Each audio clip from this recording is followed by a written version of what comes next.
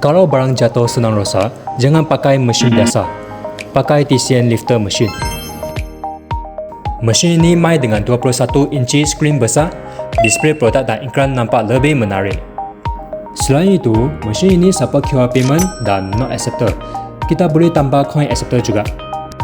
Bezanya dengan non-lifter, mesin ini ada lifter yang naik untuk tangkap produk, sesuai untuk barang fragile, tak jatuh terus.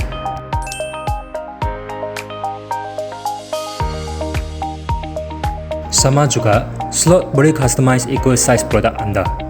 Suhu boleh adjust dari 5 sampai 20 degree Celsius. Nak mula bisnes vending, jom PM kami sekarang.